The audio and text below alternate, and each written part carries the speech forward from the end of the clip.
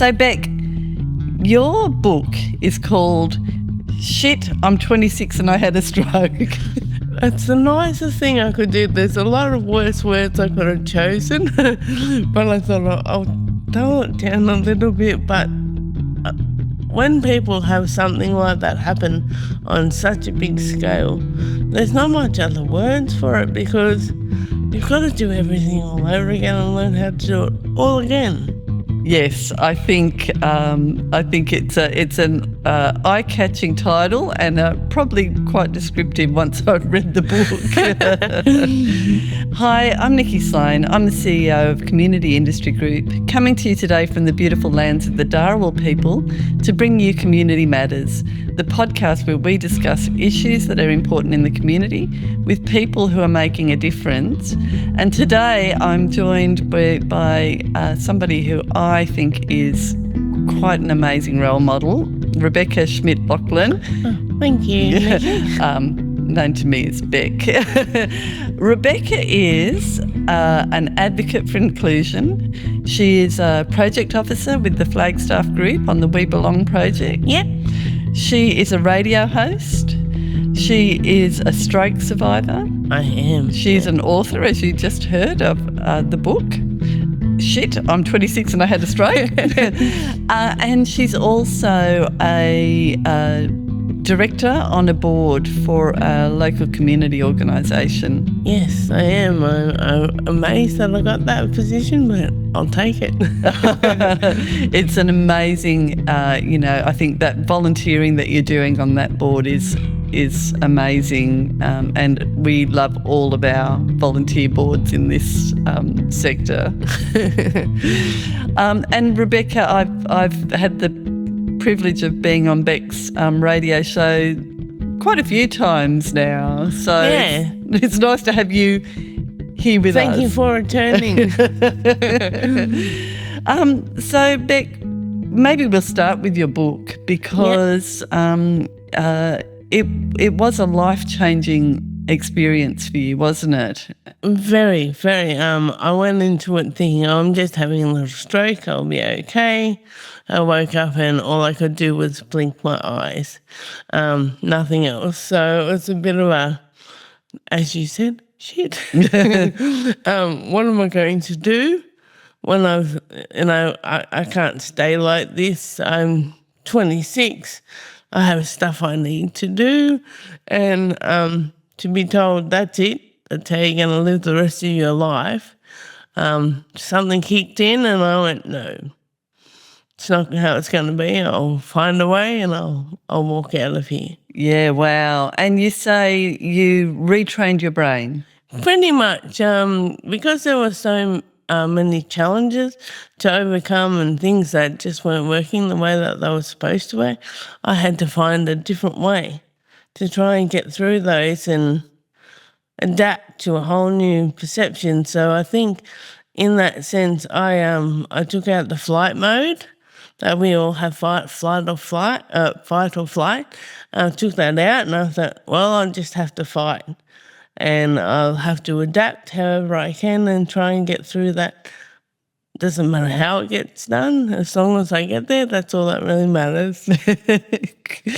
Yes, and you've been really a fighter ever since, a fighter and an advocate for inclusion. So that's something that you're doing now in your project officer role for the We Belong project. Yeah, so what we're doing is we're connecting people out with groups or activities in the community that they have as much right as everybody else to be part of that community and feel welcome when they're participating. So we'll work with the organisation to make sure that all the things they may need that could be a little bit different than most are going to be in place and make them feel like they've got a secure space where they can go. And are organisations really receptive to that? How are you finding it? Some are quite resistant, and that's, I think, that fear of change. They just don't want to do something different from what they've been doing and it's been working for so long. But on the other side, there are a lot that are keen to be open to what the different things are that they may need to do so that everyone can be involved. It increases their potential for clients and a customer base by so many different demographics of people that I think it would be a shame for them to miss out on having those opportunities to connect with their local community. Oh, for sure, because if we make anything more accessible for people with disability, we just make it more accessible for everybody, don't we? We do. I've had some interesting moments there. I helped out with the upgrade for Unanderra train station. Helped out. You led that. You absolutely led that advocacy piece. Oh, I suppose that's where that fight thing comes in. It took 8 years to get that, but I definitely wasn't going to go away, and I think they're all a bit, oh, not her again, every time they open that letter or something, an email. But we had to then spread our demographic to elderly people, parents with prams, people with bikes, scooters, people with luggage, just to let them know that how much of the community actually is impacted by those. There were 72 stairs up and down onto the platform, and they were just very inaccessible, uneven, trip hazards. So I thought, oh, I'll help and I'll try and get something done to make it so everybody's able to use that. Yes, and for people who aren't aware, this train station, as Beck said, 72 stairs. They were old metal stairs. They were really unsafe. And the difference at that station now is made a difference for absolutely everybody. As you say, parents with prams, people with luggage, older people. I think so, and I think it's made it not just for the Unanderra community, but all the surrounding suburbs that might actually utilise that station at some point, or visitors to the area that might have to get on and off there. It's made a whole lot easier for them. I think it's a really great physical example of what good inclusion can look like. Oh, it's amazing. I went there last year, I think it was now, and on the elevator, not escalator, elevator that comes down to the platform, there's a little park. And I'm excited because my friend Richard, that's quadriplegic, that actually started all this off because he couldn't get onto the station, and the Unanderra Access Group is also on there. So it's great. And the Unanderra Access Group is not just the people that helped me, but there was people that were starting that fight in that group since 1990.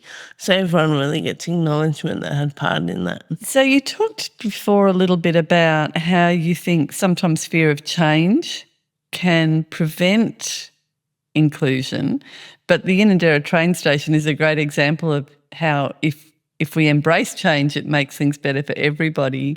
Yes. Well, I think it's also got to do with it is part of that flight or fight. It's very seeded in our brain for a long time, and it's hard to override that and have an abstract view and observe and think, well, is that actually going to be detrimental, or could that be of a benefit later on? None of us know when we're going to have injuries. No. None of us know when we're going to have children, go on holiday, do all those wonderful things. So I think we need to be open to and prepared for when that actually does occur. We have those things in place that we might want to use later on. Fight or flight always comes from a place of fear. Yes, it comes from that is this dangerous or can I proceed? Yeah. So do you think when it comes to inclusion, people with disability, do you think that maybe a lot of people, a lot of able-bodied people are fearful of just doing or saying the wrong thing? I think so, but I think in that same instance, you're never going to know unless you actually speak out and ask. And so the way that we've tailored our, that might be offensive, You don't know if that's offensive unless you actually say it. And most people want people to know what they might need for themselves. If they're not able to say it themselves because they might be a bit reluctant to get into those conversations, it's always good. They might have a friend or a carer or someone with them that's able to go, "Oh, hang on a minute, no, I think that you should tone that down a little bit." So I think we need to have that, be brave and courageous and have those conversations, because what I've also discovered is it's not just people with disability or abilities that might have something different. We all have something different, and unless you are prepared to go, "I'm just curious, how does this work, or what do you need," or whatever that may be, we're never going to overcome that barrier that we put up around ourselves, kind of a force field where we kind of don't want to know, because it could be something that might impact us. And I think that also impacting ourselves helps us to expand into our community and come together as one instead of a whole range of different people. Be prepared to be a bit vulnerable and just go, "You know what, I don't really know if I'm going to say the wrong thing here. Can you please tell me?" Or Yeah, everyone I think needs to just step out of themselves for a moment, because we do tend to get in our own little bubble, and Yes. we're quite happy with that bubble.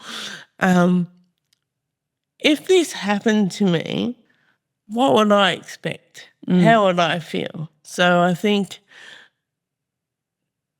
doesn't mean it's going to happen, but having that consciousness and awareness of, well, I can see why someone will want that. Yeah, that's pretty fair. So I think that's a good thing to have that in the back of your head, especially when you come to something and you go, "No, not happening." Ask yourself, why is it not happening? Is it not happening because you don't want it to happen? Or is it not happening because the other person has made you step in that uncomfortable zone that something could be done differently, but that doesn't mean it's not right. There's no right and there's no, "Oh, I failed," or "I got it wrong," or anything. It's just, we'll do it better next time, because now we know how to go around that and work around those problems or things as they pop up. yeah, and I think we could all be better allies. Well, we tend to put ourselves in a silo. We're all individuals. We are individuals, and that's what makes us who we are. But having that ability to go, "Well, hang on, I don't know how this is going to go, but I'm willing to find out." And, we had a recent event. It was Inclusive Sports Taster. And we had people from Combank come. We had all different groups come and help us on the day, different sporting organisations. And, some of those decided to have a go at wheelchair basketball. And they've got nothing wrong with their legs. Anyone can have a go at wheelchair basketball. And they were amazed at how much fun they had. So just having a go at something different and that you're not quite aware of beforehand can open a whole heap of doors and actually create some good friendships as well, because we're all the same to a certain point. We might just have it a little bit different here or there, but that's what makes us us. So. Yeah, that's right. And it's really interesting because we recently spoke with Dr. Shane Clifton, and Shane acquired quadriplegia in his mid-30s, I think he was. And one of the things that he said he met a whole disability community and then just met a whole community of amazing people that he wouldn't have had the opportunity to meet before. I think a lot of people look at it, "Oh no, I've had this thing happen to me." But personally, It's the best thing that could have ever happened in my life because it opened up a whole new side of me that I didn't realise was there. I thought I was great before I had the stroke. I'm the best person ever.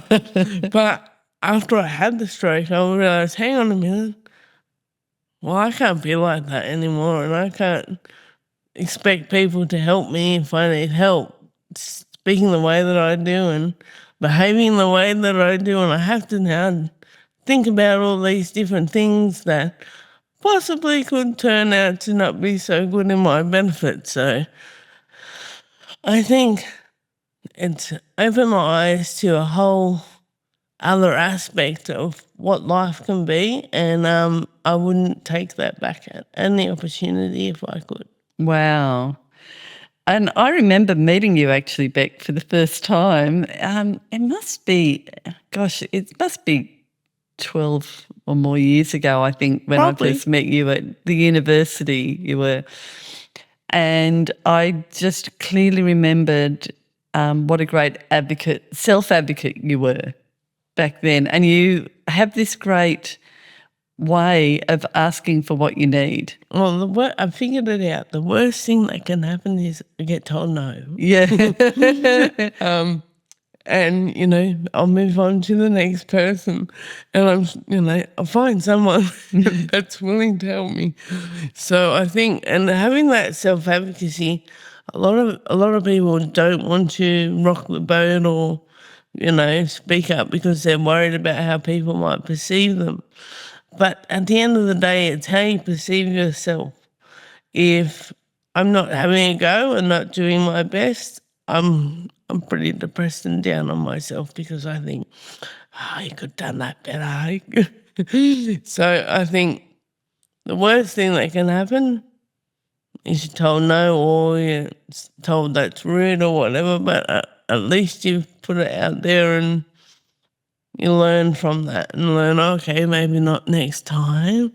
So I think advocating for yourself is really important. Yeah, I think there's a big lesson there for all of us, to stand up for yourself. And if you get told no one's going to do it for you if you don't say what you need. So I think you have to be vocal and make sure. And it doesn't have to be nasty. I've never known you to be nasty, Beck. I've known you to I'm pretty sure that stand up for yourself. Might think differently. No, I've never known you to be nasty. And because you are such a strong, independent woman, we had the privilege of nominating you for Stroke Awards in 2024, was it? 24? Yes, 24. And you actually got the National Courage Award. I did, which was amazing. And that's for the work I'd done on the train station. And also, I never put it in this way, but I was quite interested to how they put it, reinventing myself after I had a stroke. And I'm like, well, there you go. Yeah, I suppose I did do that. And that comes from changing that mindset and being prepared. It might not go the best every time, but at least you can, as I found out today on the way here, went to the wrong place and then I couldn't get to where I needed to go straight away, and I was coming back across the Winding Bridge and I just started laughing. Oh, that's hilarious. Thanks a lot for that. I can only turn left to go back over the bridge, but I want to go right. And I'm like, well, next time I won't make that mistake. So I think you just got to laugh at yourself. Most people get really upset if people laugh, but I think if you can't laugh at yourself, there's a bit of a problem. I'm finding, especially as the older we get, we tend to like what we're in and we don't want to play with that too much. But that's losing that ability to see things in a different perspective. So I think the longer we can keep that, and it's sort of a childlike quality where we're still curious about things, as long as you can keep that in your life, the more chance you'll have at understanding all the different changes that are going on around us. I have a Post-it note that I always keep in my office. It sits on my laptop. And I've written on it, bring your curiosity before your criticism. And that is true because we tend to judge everything first to make sure it's okay or what's going to happen. Don't judge, just go with the flow and see where it takes you, because there are so many times in my life now since I've had the stroke, and even before I had the stroke, where I wasn't 100% sure of how that was going to go. Could be bad, could be awesome. But the people I've met and the things that I've done, I would never say, oh, I don't want to find that out, or, there's so many things that we put those walls up to. That it couldn't be the best thing that ever happens to us in our life. Didn't ask for a stroke, but actually the best thing that could have happened in my life. So yeah.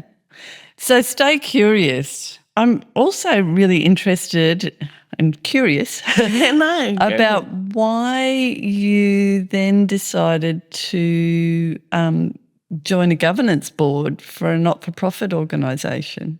Because I feel like they're community, and I want to make, I know it sounds a bit harsh on them, but I want to keep them honest and make sure they're in the best interest of the community and don't get wrapped up in that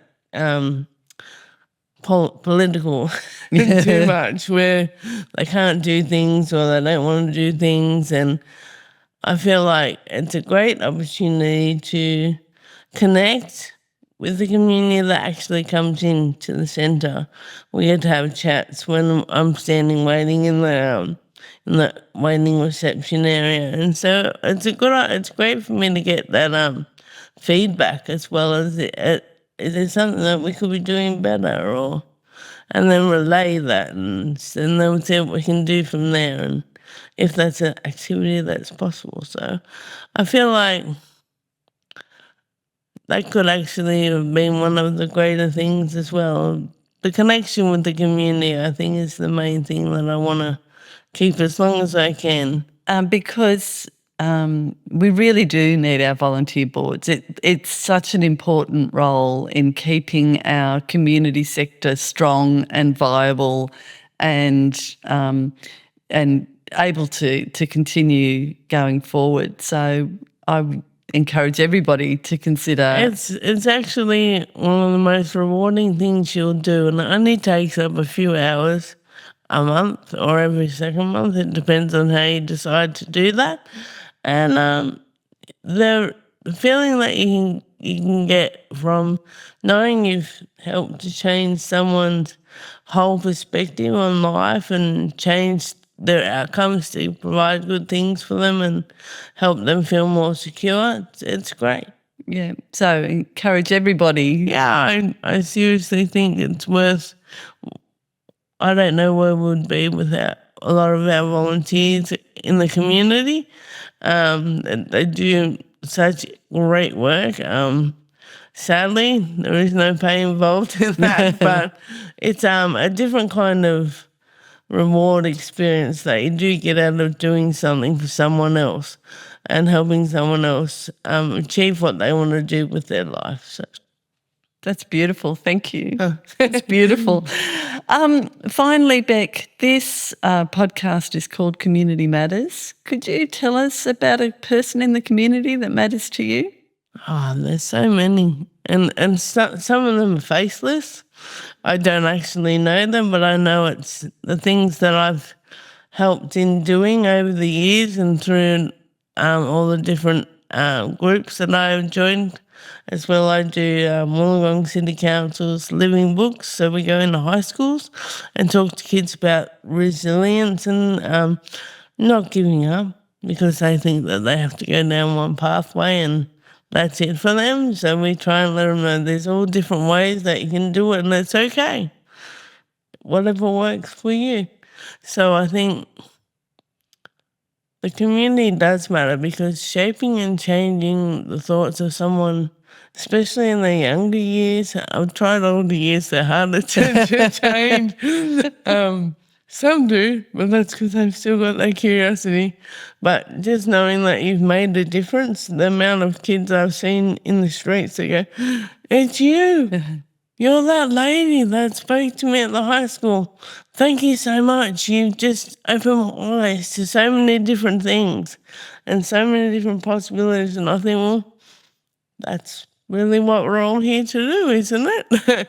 Help other people while helping ourselves to make sure everything works well in our community. Well, I think you've just summed up the Rebecca Schmidt Lachlan ethos in one sentence there. Didn't my best.